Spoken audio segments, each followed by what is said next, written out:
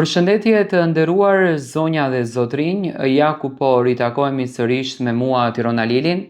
për të ndarë videon e radhës dhe për të komentuar ngjarjet të radhës.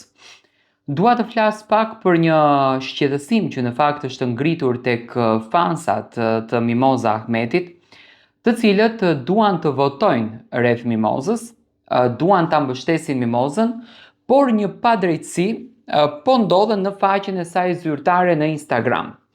Tani, nga informacionet që ne kemi arritur të kuptojmë që faqja e Mimozës menaxhohet nga produksioni, do me thënë Instagrami i pari cili u hap nga familja e Mimozës, ja Instagram u mbyll dhe Mimoza pati Instagramin tjetër, e cila u hap nga produksioni dhe menaxhohet nga produksioni, por ne jemi mësuar që nëpër Instagramet shohim tifo, do me thënë familjarët bëjnë tifo, postojnë fotografi, nxjerrin story të ndryshme, hedhin fotografi të ndryshme me dizajne për të votuar Mimozën, për të votuar sa më shumë Mimozën, sepse është hapur një televotim për të preferuarin.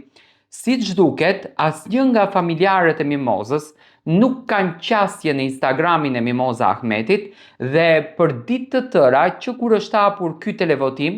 nuk bëhet asnjë lloj postimi në këtë Instagram. Do me thënë nuk kishte postim, asnjë lloj replike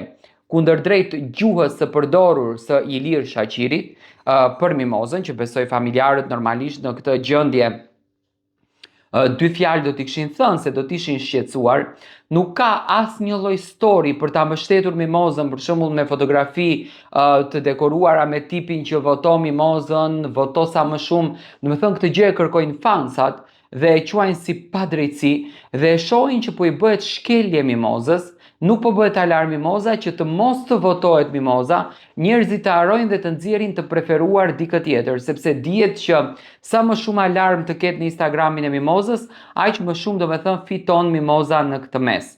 Për mendimin tim, mua më duket e padrejtë që produksioni të mbajë Instagramët. Në kohën e Luizellit, ka qenë regjisor Eduard Grishaj në atë kohë, ishte i njëjti problem, do me thënë produksioni mbante Instagramin e Luizit dhe nxirrte në story apo në feed çfarë të dëshironte vetë produksioni. Nuk ka postime, nuk ka taga të pranuar në Instagramin e Mimozës, nuk ka momente për shembull ku Mimoza kënaqet me bujakën, ku Mimoza flet me banor të tjerë, ku Mimoza bën diskutime, ku e shajnë Mimozën, zakonisht jemi mësuar, do me thënë të shohim këto fanbase-et që e bëjnë reklamën dhe unë e shoh në një farë mënyre që Mimoza, do me thënë, penalizohet nga të gjitha gjërat dhe shqiptarët mund të shohin për Mimozën atë që në fakt produksioni e nxjerr në faqen e Ferma VIP dhe atë se çfarë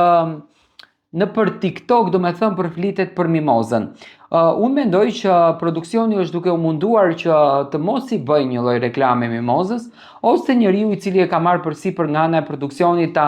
përdor këtë Instagram nuk e menaxhon ashtu siç duhet. Fansat janë të shqetësuar, pyesin pse po ja bëjnë këtë gjë Mozës, do me thënë janë në dilema ta fiton a nuk e fiton Moza këtë Big Brother, por unë mendoj që reklama në rrjetet sociale është një ndihmë jashtëzakonisht e madhe për fermerët brenda. Dua të marr mendimin tuaj.